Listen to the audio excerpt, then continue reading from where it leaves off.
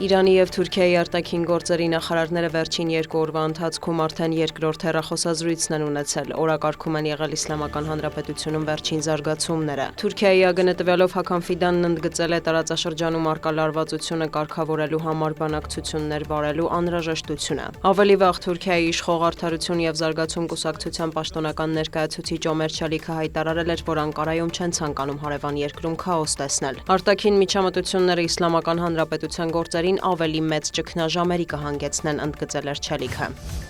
Պեկինից ևս արձագանքել են Իրանում շարունակվող հակակառավարական ցույցերին և ակցիայի մասնակիցներին օգնության հասնելու Դոնալդ Թրամփի խոստումներին։ Չինաստանի արտաքին գործերի նախարարության խոսնակը հայտարարել է դեմ են Իրանի ներքին գործերին արտաքին միջամտությանը և ուժի սպառնալիքին։ Պեկինը նաև դատապարտել է Իրանի հետ առևտրային գործարքներ իրականացնող երկրների դեմ պատժամիջոցներ սահմանելու Վաշինգտոնի մտադրությունը։ Չինական կողմն այդ որոշումը որակել է միակողմանի և անօրինական։ Ավելի վաղ Դոնալդ Թրամփը հայտարարել էր, որ 25% չափով մաքսատուրք կսահմանեն Իրանի հետ առևտուր անող բոլոր երկրների համար, թե որ երկրների մասին է խոսքը հստակ չի նշվում։ Ըստ Բլումբերգի Իսլամական Հանրապետության ամենակարևոր առևտրային գործընկերներից են Հնդկաստանը, Չինաստանը և Թուրքիան։ Իրանի ԱԳՆ խոսնակը նշել է, որ նման քայլը հակասում է ՄԱԿ կանոնադրությանը և միջազգային իրավունքի նորմերին։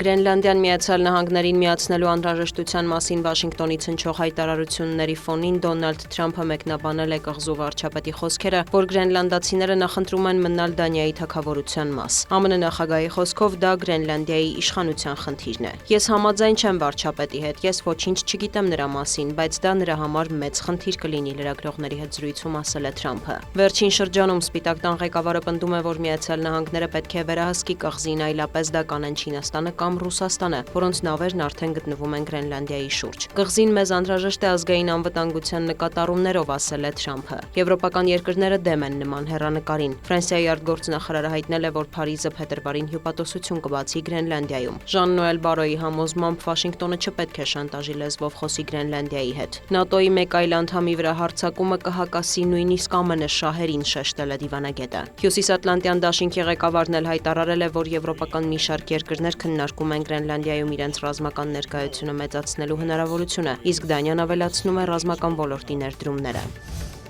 Դոնալդ Թրամփը հայտարարել է, որ Միացյալ Նահանգները կշարունակի գործակցել Կարակասի հետ, հաշվի առնելով այդ թվում Վենեսուելայի շահերը։ Մենք այդ երկիրը կրկին շատ ուժեղ կդարձնենք, շեշտել է Սպիտակ տան ղեկավարը։ Նա ընդգծել է, որ Վաշինգտոնը Կարակասից միլիարդավոր դոլարների նավթ է ստանում։ Պատրաստվում ենք ավելի իջեցնել նավթի գները, մանրամասնել է Դոնալդ Թրամփը։ Հիշեցնենք, հունվարի 3-ին Միացյալ Նահանգները գործողություն անցկացրեց Վենեսուելայում, ձերբակալելով նախագահ Նիկոլաս Մադուրոին և նրա կնոջը։ Վաշինգտոնը նրանց մեղադրում է նարկոտերորիզմի և Միացյալ Նահանգների ազգային շահերին սպառնալու համար։ Միացյալ Նահանգները նաև հայտարարում է, որ Վենեսուելայի նախկին իշխանությունը գողացել է ամերիկյան նավթը։ Արևմտյան մամուլը գրում է, որ Վաշինգտոնն այդ թվում ցանկանում է բացառել տարածաշրջանում Ռուսաստանի և Չինաստանի ազդեցությունը, որոնք տարբեր ոլորտներում գործակցում էին Մադուրոյի կառավարության հետ։ Ռուսաստանի արտաքին գործերի նախարարն անօրինական է որակել Վենեսուելայում ամերիկյան գործողությունը։ Սերգեյ Լավրովի խոսքով պետությունների ինքնիշխանության և տարածքային ամբողջականության սկզբունքները չպետք է խախտվեն։ Դիանա Գասպարյան, լուրեր։